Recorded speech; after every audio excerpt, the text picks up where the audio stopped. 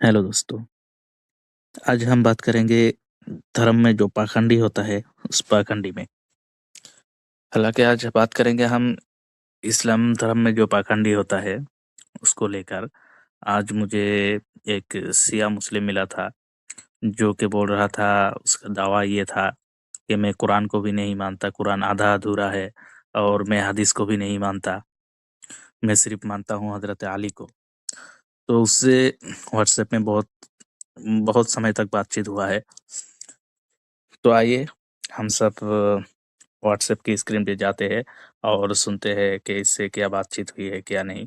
और कमेंट करके आप लोग बता देना कि वो जो कुछ बोल रहा है क्या सही है या गलत है। आप लोग कमेंट में बोल देना। पहले तो टेक्स्ट मैसेज में बातचीत हुई, ये सब दलीलें उसने दिया है। अब देखो वॉइस में करने लगा हूँ मैं। भाई तुम क्या दिमाग से थोड़ा सा पैदल हो? मतलब जो हदीस लिखा है उसने क्या बोला कि आप सल्लल्लाहु अलैहि वसल्लम से इरशाद है, तो आप सल्लल्लाहु अलैहि वसल्लम से इरशाद है मतलब क्या है? आप सल्लल्लाहु अलैहि वसल्लम ने वो काम किया है इसीलिए आप सल्लल्लाहु अलैहि वसल्लम से इरशाद है। भाई थोड़ा पढ़ो, भाई थोड़ा पढ़ो। यानी तुम बोले होगे, अजीब बात करते हो भाई। और यहाँ कहाँ पर लिखा हुआ है कि नबी ने कहा है? नबी का इरशाद है, कहाँ है? कोई जगह नहीं लिखा हुआ है। वो समझता था तो उसके समझने से थोड़ी होगा, उसके समझने से इस्लाम थोड़ी ना है। क्या बात करते हो भाई नहीं? लगता है तुमने पूरा हदीस पढ़ा नहीं भाई। हदीस नंबर दिया हुआ है तुम भाई मैंने हदीस बुखारी की हदीस उठा के उनको दिया है और वो बोल रहा है कि यहाँ पे समझता था एक वर्ड था, उस वजह से वो उसको उस हदीस को डिनाई कर रहा है। जाके पूरा पढ़ो भाई।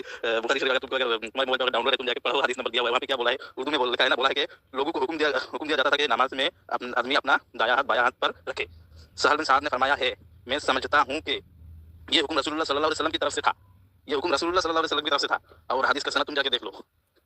और ठीक है, तो तुम एक बात ये तुम मैं तो दिखा दिया ना, तुम एक बात ये दिखा दो कि कहीं पे आप सल्लल्लाहु अलैहि वसल्लम ने मना किया कि तुम हाथ पे तुम नियत मत बांधो, मतलब तुम हाथ बांध कर नमाज मत पढ़ो, ऐसा कुछ दिखा दो तुम। थोड़ा अकल का इस्तेमाल करो। जब आग लगता है तभी धुआं उठता है, जब कोई चीज होता है तभी तो उस बात का जिक्र होता है। अगर आप सल्लल्लाहु अलैहि वसल्लम ने नहीं किया होता तो ये बात बुखारी शरीफ में भी नहीं आता कि हाथ बांध कर नमाज पढ़ना गलत है, बंधा नहीं जाता है, तो इसको लेकर चारों इमाम के बीच में डिबेट भी नहीं होता, उनके अंदर इख्तिलाफ भी नहीं रहता। समझ में आया कुछ भाई? थोड़ा पढ़ो भाई पढ़ो। अब सुनना कि वो चारों इमाम को वो मानता ही नहीं है, तो हदीस के हक मानेगा वो। अब सुनो उसका बयान, उसका बयान सुनो। ओ मेरे भाई, तुम तो ये कह रहे हो कि ये हुक्म आता था, तो हुक्म किसकी तरफ से आता था? और यहाँ पर ये लफ्ज लगा है, लफ्ज शायद, कि शायद ये हुक्म जो है रसूलुल्लाह की तरफ से, तो ये शायद ही से बात खत्म हो गई, यही से बात खत्म कि ये चीज जो है सही नहीं है। अरे भाई शायद लग गया तो खत्म बात। शायद का मतलब क्या होता है? अभी तक ये बात तुम बोल नहीं पाए कि ये नबी जो है ऐसा पढ़ते थे, ये कहीं से साबित ही नहीं है। जबरदस्ती की बात दूसरे जा रहे हो। अरे भाई हमको भी मालूम है कि ये हुक्म आया था कि हाथ बांध के नमाज पढ़ो, तो ये बताओ कि ये हुक्म आया नबी की तरफ से, इस बात पे तुम यकीन रखते हो? और ये जो तुम बोल रहे हो साद बिन सहल, तो साद बिन सहल ने यार लफ्ज शायद लगाया, शायद मुझे लगता था कि ये हुक्म रसूलुल्लाह की तरफ से, तो फिर ये शायद से मुराद क्या है फिर? यकीन? क्या बात करते हो यार?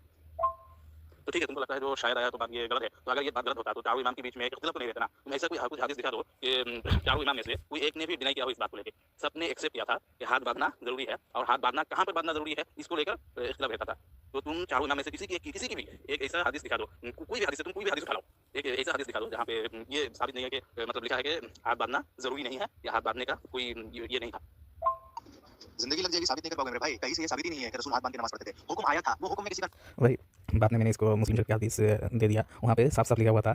उसके बाद बोल रहा था कि सनद दो, सनद में बोला कि हदीस नंबर दिया हुआ है, तुम सनद तुम ढूंढो, हदीस नंबर दिया हुआ तुम हदीस नंबर सर्च करके सनद तुम ढूंढो। ये बंदा सनद ही नहीं ढूंढ पाया।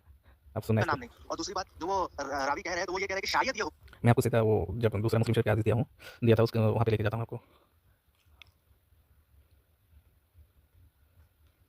अब तुमसे बात तभी होगी जब तुम ये साबित करो कि रसूलुल्लाह जो है हाथ बांध करके नमाज पढ़ते थे। ये साबित कर देना तब बात करना। अब ये देखो, ये साबित कर दिया कि हुज़ूर सल्लल्लाहु अलैहि वसल्लम ने हाथ बांध कर नमाज, यहाँ पे पूरा हदीस पूरा है, ये मुस्लिम शरीफ का हदीस है। अब देखना क्या बोलता है ये। भाई सनद तो हदीस के ऊपर नहीं रहता है ना भाई। इस हदीस की सनद भेजो भाई जरा, सनद सनद। तो कौन बोला कि ऊपर रहता है? मैसेज इसलिए बोलते हैं पढ़ो पहले, सनद जो नीचे होता है। सनद इसको सनद का कुछ पता ही नहीं है। तो भाई हदीस के ऊपर में ही रहता है भाई। ऊपर देखो किसने किसने हदीस को ये किया था, वो सबका नाम लिखा हुआ है ऊपर, देखो थोड़ा भाई। चलो ठीक है, ऊपर रहता है नीचे रहता है, जो रहता है भेजो, सनद भेजो, उसका सनद भेजो, जो हदीस में भेजो उसका सनद भेजो। अब मैंने सनद दे दिया तो उसके बाद देखना ये क्या बोलता है। ये देखो मैंने उसको सनद दे दिया यहाँ पे। उसको पहले ढूंढ बोला था कि ढूंढ के लाओ सनद, तुम इतने पढ़े लिखे हो तो ढूंढ के लाओ सनद, लेकिन उसने सनद ला ही नहीं पाया। ये देखो मैंने सनद दे दिया उसके बाद उसको। उसके बाद देखो क्या बोलता है। हदीस सनद लिखा हुआ है, बता कहाँ लिखा हुआ है ये बता। सनद कहाँ है इसकी? इसकी कोई सनद नहीं जो उठा के तू मुझे दे रहा है। ये तो भोसड़ी वाले तो मुझे क्या दे रहा है? इसमें कहाँ है सनद? सनद कहाँ है बता। तू पढ़ भोसड़ी के जाहिल, पढ़ इसमें कहाँ हदीस सनद लिखा हुआ है बता। अब मैंने उसको सनद दे दिया था ऊपर, ये देखना, ये देखना, ये देखो कुल मालिक अहबुफी, ये सनद दिया हुआ है उसको। उसको समझ ही नहीं आ रहा कि सनद क्या है। साले भोसड़ी के तुझे 3 बार वो भेजा, तू क्या भेजा साला? तू कुछ जानता है क्या? जब आदमी में व्यस्त हूँ बोलता है कि आप भी पढ़ना नहीं आता है मुझे, जब उर्दू में व्यस्त हूँ कि ये क्या है साला, कुछ पढ़ा है तू? अब शांतिपूर्वक अगर डिबेट करना है तो शांतिपूर्वक कर। अगर गाली गलौज करना है ना तो तुम्हारे मतलब तुम समझ लो कि तुम्हारा जो सिया है सबकी नस्ल ही सही है। आराम से दलील लेके बात कर रहा था, तुझे खुजली हो रहा था, तुम लोग कर ही सकते हो, ये गाली गलौजी कर सकते हो तुम लोग। ये कौन सा किताब लेके आया है तू, ये साला, ये कौन, वो कुछ किताब का फोटो मार के दे रहा था कि ये हमारा मतलब स्ट्रॉन्ग दलील है, ऐसा कुछ दे रहा था। तो जब सही है सनद साबित करेगा। और रही बात तेरे मालिक की, इमाम मालिक जो है वो क्या रसूलुल्लाह के ज़माने में थे? अब देखो वो सनद को डिनाई कर रहा है, वो मालिक को मतलब जिसने जिसने हदीस को ये कहा था उसको डिनाई कर रहा है, तो अब उसको क्या दूँ? लास्ट में उसको क्या बोला था मैंने, वो देखो, उसको बोला था कि तुम चलो तो डिबेट करते हैं, उसको वहाँ पे उसने क्या बोला, ये देखो मैं आपको दिखाता हूँ। बहुत पकड़ कर रहा था, तो मैंने बोला कि चलो हम डिबेट करते हैं। बहुत बातचीत हुआ है भाई उससे, बहुत बातचीत हुआ है। डिबेट के लिए जो कुछ जरूरी हो कुछ पुलिस परमिशन निकाल लेना, माइकिंग होना चाहिए पुलिस परमिशन। सिर्फ तुम सऊदी अरब वाले, दुबई वाले तुम्हारी वजह से। अरे देखो अली के चाहने वालों को देखो, आ जा फिर बंगाल, आ जा बंगाल, मुर्शिदाबाद। अब मैंने उसको यहाँ पे बोला, ये देखो यहाँ पे बोला कि चलो डिबेट करते हैं। अरे यार ठीक है, हम काफिर के मानने वाला है या तू काफिर के मानने वाला, सब निकल जाएगा। चल डिबेट करना है तो वो बता, तू डिबेट करना है कि नहीं वो बता। अब हिम्मत देखते हैं क्या है, आ जा। इसने बंगाल, ठीक है मुर्शिदाबाद आएंगे। और डेट कब तक, डेट कल के अंदर डेट फिक्स करना है, ठीक है? आ जा, तब है तो बंगाल आ जा, फिर आ जा बंगाल में डिबेट करेंगे। बहुत ये दिख रहा था।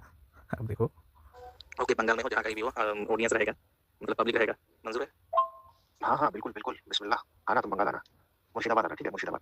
और मैं कल परसों तक तुम्हें डेट बताता हूँ, क्योंकि मैं भी अभी दूसरी जगह हूँ, तो मैं घर जा रहा हूँ कुछ दिन में, तो फिर मैं तुम्हें डेट बताता हूँ 2-3 दिन में। ठीक है डेट बताओ। और प्रोग्राम के अरेंजमेंट तू करेगा या नहीं करेगा वो बोल, या प्रोग्राम के अरेंजमेंट कैसे करना है कुछ उसमें, मतलब क्या रहेगा, प्रोग्राम कैसा रहेगा वो भी डिस्कस करना है। बिल्कुल बिल्कुल मैं ही करूँगा, तुम टेंशन मत लो, मुझे कल पहुँचने दो, फिर मैं तुम्हें बुलाऊंगा इंशाल्लाह। घर जाने से पहले एक डिबेट 2-3 दिन के अंदर करेंगे, एक ग्रुप बनेंगे, उसमें पहले डिबेट कर लेंगे। और ग्रुप में मतलब वो ऐसे ही कुछ किताब से कुछ फोटो मार के दे देगा, इसलिए वो बार बार बोल रहा है कि हम ग्रुप में डिबेट करेंगे, ग्रुप में डिबेट करेंगे। मैंने कहा नहीं, ग्रुप में डिबेट नहीं करना है, जो कुछ होगा आमने सामने होगा। प्रोग्राम के मतलब तुम करोगे क्या, अगर आपको करना है तो बोलो, मतलब पूरा सेटअप रहना चाहिए, पब्लिक के लिए पूरा सेटअप रहना चाहिए, और जो वीडियो लाइव होगा उसके लिए भी सेटअप रहना चाहिए, मतलब कुछ हम लेके जाएंगे, मतलब लाइव वगैरह का सेटअप रहना चाहिए। नहीं कोई ग्रुप में डिबेट नहीं होगा, ये जितना मतलब ये करेंगे उतना ऐसे होगा। आप लोग भी अपने दलील लेके आओ, हम लोग भी अपना दलील लेके जाएंगे, पूरा एक मतलब वहाँ पे जाके एक दिन का डिबेट हो या 2 दिन का डिबेट, पूरा डिबेट निकल के चले जाएंगे। तुम्हें दावत देंगे। नहीं ग्रुप का कोई नहीं रहेगा, डायरेक्ट होगा, जो होगा डायरेक्ट होगा। डेट फिक्स कर लो, जितने जल्दी हो सके डेट फिक्स करो, डेट फिक्स करने के बाद सब कुछ हो जाएगा। बिल्कुल परमिशन होना चाहिए, माइकिंग होना चाहिए, मीडिया रहना चाहिए, ठीक है ना? अरे थोड़ा एकदम हाई नॉर्मल लेवल का, इतना मत हाई लेवल मत सोचो, डर तुमको गया।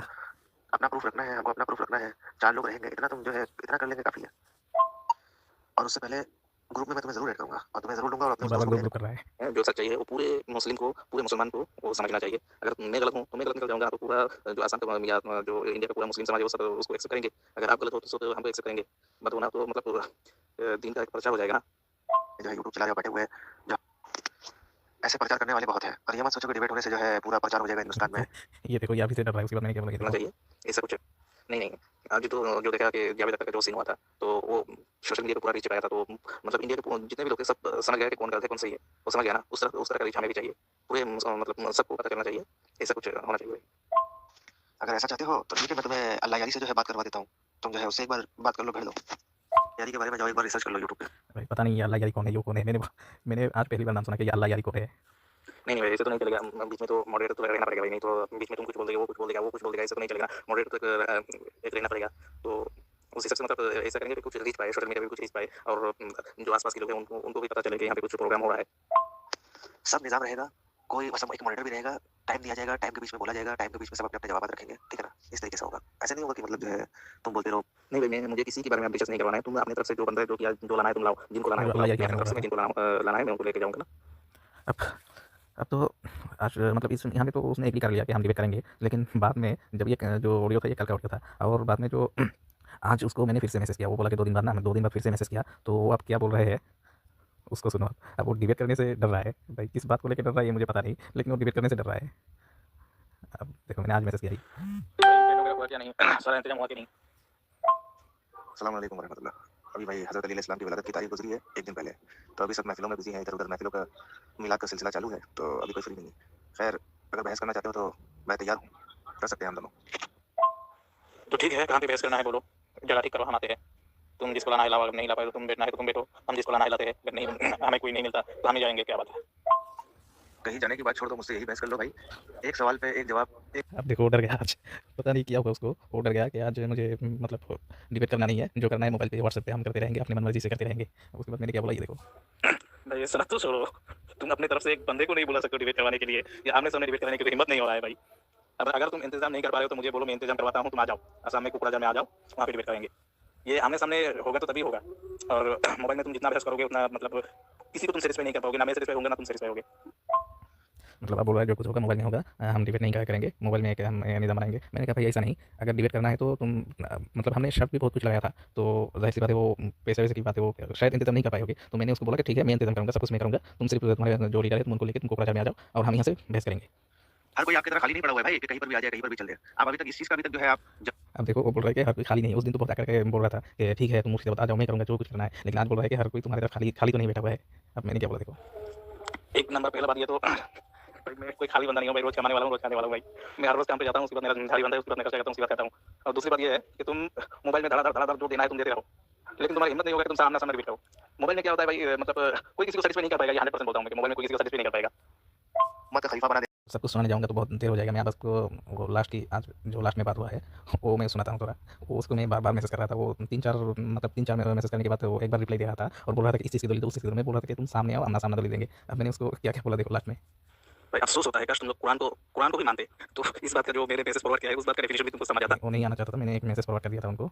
मैसेज सुनाता हूँ उसको, एक कहाँ पे गया? शायद नीचे होगा। मैंने उसको ये एक वॉइस उसको फॉरवर्ड किया है। वकुल जाअल हक़ व ज़हक़ल बातिल इन्नल बातिल काना ज़हूक़ा। जब हक आता है तो बातिल ऑटोमेटिक गिर जाता है। तो इनका साथ भी वैसे ही मामला है। ये लोग कभी भी मतलब हक के साथ मुकाबला करने के लिए तैयार ही नहीं होगा। वो लोग पहले से ही जानते हैं कि हम हारेंगे। मतलब मैं उसको बहुत कन्विंस कर रहा था कि तू अगर तुम हमको बुला रहा है तो हम उससे बताएंगे और वहाँ पे डिबेट करेंगे। अगर तुम ऑर्गेनाइज करने में तुम ऑर्गेनाइज नहीं कर पा रहे हो तो हमको बोलो, हम कोकराझार में करवाते हैं, मेरे यहाँ पे कोकराझार में करवाते हैं। तुम सिर्फ अपने बंदे को लेके आना। वो बोल रहा है कि लोगों की मजबूरी तो समझो। मैंने बोला भाई तुम मजबूरी क्या, तुम अपने मतलब आने जाने का जो खर्चा है वो कर लेना, बाकी जितना है वो सब हम कर लेंगे, तुम सिर्फ अपने आने जाने का खर्चा कर लेना। तो बोल रहा था कि अरे नहीं मेरा बहुत मजबूरी है। तो बहुत कन्विंस करने के बाद वो बोल रहा है कि नहीं मैं जा नहीं पाऊँगा। भाई जिसने भी भेजा, जो ने भी भेजा, मैं उसको नहीं मतलब उसको ये नहीं करना चाहता हूँ। लेकिन तुमसे एक बात पूछना चाहता हूँ कि ये कुरान की ये आयत सही है या गलत है? अगर सही है तो बोलो, गलत है तो वो भी बोलो। भाई सही है या गलत है? अब उसने रिप्लाई किया दिया देखो। खुदा हाफिज़। चलो सही है भाई, मैं पढ़ा लिखा नहीं हूँ, ठीक? चलो अब दलील लेके आना तभी बात होगी। खुदा हाफिज़। कुरान पे भी विश्वास नहीं, कुरान पे भी उसको दलील चाहिए देखो आपने। भाई मूर्ख होके तुम चांद लोगों की काफिला बना के तुम लोगों को गुमराह करते हो, क्यों करते हो? ये मेरा सवाल है। और ये हक तुमको किसने दिया कि तुम 4 लोगों की फिक्र बनाओ और तुम लोगों को गुमराह करते रहो? वो जो आयत मैंने भेजा, आयत को समझना, उसके बाद डिबेट के बारे में सोचना कि आयत में क्या बोला गया है। हालांकि तुम लोग तो समझने वाले में से नहीं हो, कैसे समझोगे?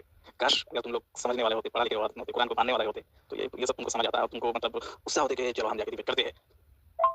और मैं समझता हूँ तुम एक चीज़ के लिए कोकराझार में आने में डर रहे हो कि हम तुम्हें मारेंगे। भाई ऐसा कुछ नहीं भाई, कसम खुदा, कुरान अल्लाह की कसम खा के बोलता हूँ कि तुम लोग आओ, तुम लोगों को सही सलामत लेके आना और सही सलामत तुम लोगों को भेजना, ये मेरी जिम्मेदारी होगी और मेरे जो कार्यकर्ता है, मेरे साथ जो लोग हैं, उन लोगों की जिम्मेदारी होगी। और तुम आओगे, तुम इन्फॉर्म, पुलिस चाहिए तो पुलिस में भी इन्फॉर्म करके आना कि हम फलाने जगह पे जा रहा है, ऐसा ऐसा अगर कुछ हो जाता है तो इसकी जिम्मेदारी उसको वो लोग होगे। तुम मुझसे लिखित भी ले लेना कि ये यहाँ पे दस्तखत कर दो, ऐसा ऐसा लिखा हुआ है, तुम लिखित भी लेना और वो तुम पुलिस स्टेशन में जमा करके आ जाना। वो मेरी बात का जवाब सुम्मुन नहीं, बुकमुन उम्युन फहुम ला याक़िलून। ये आयत तुम लोगों के लिए है। अब वो बात का जवाब ही नहीं दे रहा है। भाई तुम कुरान को सब मानते हो तो हम लोगों के लिए क्या आयत भेजोगे भाई? तुम तो कुरान को मानते ही नहीं हो। और अगर है हिम्मत तो चले आओ कोकराझार, और नहीं तो हमको बुला लो, जहाँ पे बुलाना है बुला लो, ऑर्गेनाइज तुम करना और कोकराझार पे आओ। हाँ, सारा अरेंजमेंट मैं करूँगा, सब कुछ ऑर्गेनाइज मैं करूँगा और तुम जिस हिसाब से चाहोगे उस हिसाब से होगा। चले आओ। मतलब तुम्हारे लीडर में इतना दम ही नहीं है कि वो लोग कोई किसी के साथ डिबेट कर सके और हमारे उलमा के साथ कोई डिबेट कर सके। तुम लोगों की वो तुम्हारे जो लीडर है ना, उन लोगों के पास इतना कोई हिम्मत ही नहीं है, किसी के पास भी नहीं है। लगता है तुम्हें तुम्हारी दीनदारी फीका पड़ गया भाई। मतलब मैसेज की रिप्लाई भी नहीं दे रहा था। लगता है मतलब तुम रसूल की जो ये है उस पर तुम अमल नहीं करते हो। वो सल्लल्लाहु अलैहि वसल्लम ने दिन की खातिर कितनी मुश्किलें, कितनी तकलीफें सही है, तुम तो मतलब अपने दुनियादारी से भी भागने नहीं चाहते हो। क्या बोलो भाई, तुम्हारे अल्लाह यार की अल्लाह को प्यारी हो गई भाई। उनसे उस दिन मुझे बात करके करवाना चाहते थे, आज उनको कन्विंस भी नहीं कर पा रहे हो कि एक डिबेट में चल रहा है। मतलब अल्लाह यार, लगता है अल्लाह को प्यारी हो गई भाई। अब उसको मैं इतना बोल रहा हूँ कि तू आप डिबेट करते हैं। उस दिन तो बहुत हिम्मत दिखा रहा था कि डिबेट करेंगे। आज एकदम से ये हो गया तो मैंने उसको बार-बार उसको बुलाने के चलो आके तो डिबेट करते हैं। मैं उससे यही बुलाना चाहता हूँ कि चलो डिबेट करते हैं, अगर तुम ऑर्गेनाइज नहीं कर पा रहे हो तो मैं करूँगा।